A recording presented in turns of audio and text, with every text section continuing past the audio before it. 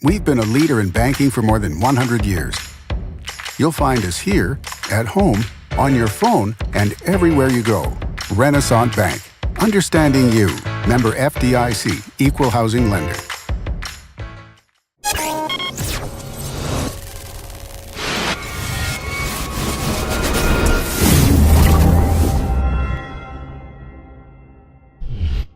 Sponsored by Renaissance Bank. Good morning, Northeast Mississippi. This is Newsbreak for Thursday, August 24th. I'm Brad Locke. Thanks for joining us. Just a reminder that Newsbreak comes to you each weekday at 7 a.m. You can watch it on djournal.com, Facebook, YouTube, or the Daily Journal's mobile apps for Apple and Android devices.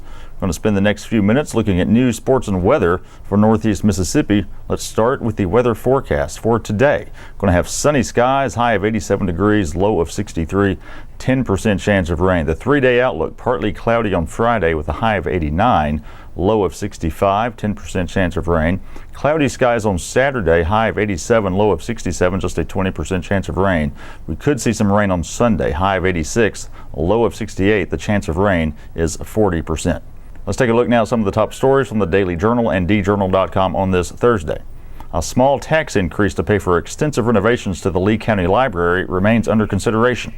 This is despite a decision earlier this week by the Board of Supervisors to abandon a larger tax hike to fund a new jail and law enforcement complex. Board President Phil Morgan said renovating the library is still on the table, and he indicated that he believes majority support remains intact for such a project.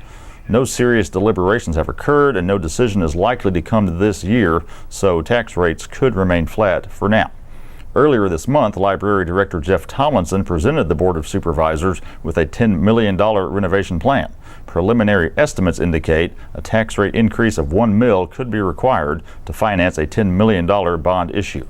That would trigger annual tax increases of approximately $10 per $100,000 of property value and increases for car tag fees. This weekend is like Christmas for many firearms sellers across Mississippi.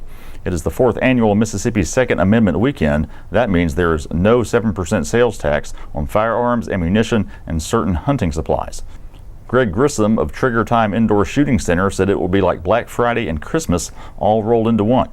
The period officially begins at midnight Friday and runs through midnight on Sunday. Exempt hunting supplies include archery equipment, firearm and archery cases, firearm and archery accessories, hearing protection, holsters, belts, and slings. Smaller handguns are the most popular firearms being sought, as well as shotguns.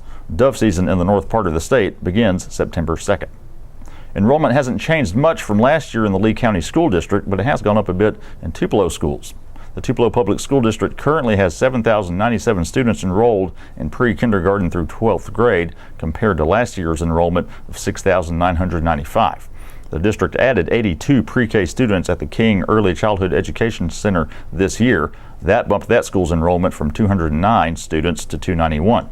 However, enrollment in the Nettleton, Baldwin, and Lee County school districts remains fairly flat.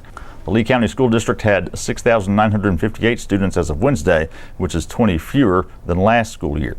Nettleton is at 1,321 students, while Baldwin is at 791 students. Both numbers are very close to last year's enrollment figures. And in sports, 2 big area basketball tournaments have released their lineups. The Tangle on the Trail, hosted by Pontotoc, will be held January 5th and 6th. It had been a one-day event in its first 2 years. There will be 9 boys games and 4 girls games. The girls lineup includes defending state champions Lafayette, Choctaw Central, and Ingomar. Most of the boys games will feature Mississippi teams against Alabama squads. Among the teams from Alabama are reigning 6A champ Paul Bryant and Sacred Heart, led by blue chip prospect Deontay Wood.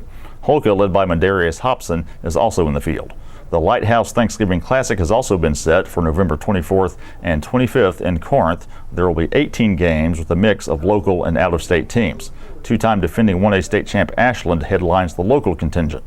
Among the out-of-state teams taking part is Prolific Prep of Napa, California. Prolific finished last season ranked 13th in the nation by Max Preps. For more on the stories I talked about today, be sure to pick up a copy of your Thursday Journal or visit djournal.com. Also, would like to remind you to check out a couple of the podcasts we produce here at the Daily Journal. We've got The Memo, All Things Northeast Mississippi, with W. Derek Russell and Chris Kiefer. You can find new episodes every Wednesday and Friday in iTunes, your podcast apps, or at memo.djournal.com. Be sure to check out Wednesday's episode, in which William Moore had the latest on the Lee County Jail discussion. Also, Caleb Bedillion talked about possible expansion of West Jackson. Bobby Harrison talked about the Mississippi Adequate Education Program rewrite, and Lauren Wood visited to speak about her In Focus photo essay. Also, be sure to check out Double Coverage, an Ole Miss and Mississippi State sports podcast with Parrish Alford and Logan Lowry. New episodes every Thursday. Find it in iTunes, your podcast apps, or at doublecoverage.djournal.com. Be sure to follow us on Twitter and Instagram at djournalnow. Give our Facebook page a like as well. That's it for Newsbreak on this Thursday. I'm Brad Locke. We'll see you next time.